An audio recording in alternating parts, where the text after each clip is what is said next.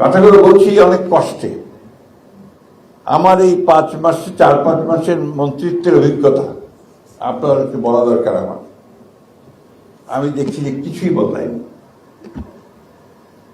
একইভাবে আপনার যারা ঘুষ খেত তারা ঘুষ খাওয়ার ফন্দি বিক্রি করছে, একইভাবে যারা আটকে দিত ভালো একটা কাজকে আটকে দিচ্ছে, একইভাবে ওই যে আমি বললাম যে আপনার ভোট পাল্টে দিয়ে চলে আসছে।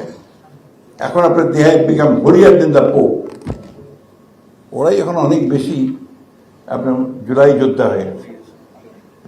এই কথাগুলো আক্ষেপে বলছি এই জন্য যে আমার বয়স অনেক।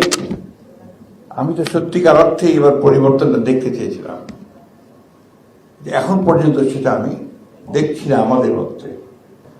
এই পরিবর্তন যেগুলো আনতে চাই, আনতে পারি, তাহলে আমরা এই জুলাই আন্দোলন, জুলাই বিপ্লব, এগুলো আপনার সফল একটা পরিণতি দেখতে পাবো। আমরা দেখতে চাই, আসলেও চাই। আমি মনে করি যে বাংলাদেশের মানুষ অনেক বেশি আপনার পরিশ্রমী, ত্যাগী, কাজ করতে পারে এবং পরিবর্তন আনতে চায়। এটা যদি সঠিকভাবে আমরা এগিয়ে নিয়ে যেতে পারি, যে যেখানে আছি সেখানে যদি আমাদের কাজটা আমরা ঠিকমতো করতে পারি, তাহলে নিশ্চয়ই আমরা সফল হব। আমি অত্যন্ত আশাবাদী যে আমাদের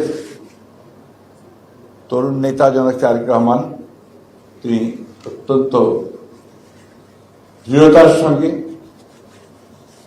অত্যন্ত সমস্ত আবেগগুলোকে ধারণ করে তিনি কাজ করে চলেছেন এবং প্রতি মুহূর্তেই তিনি চেষ্টা করছেন যে দেশের পরিবর্তন কীভাবে আনা যায়।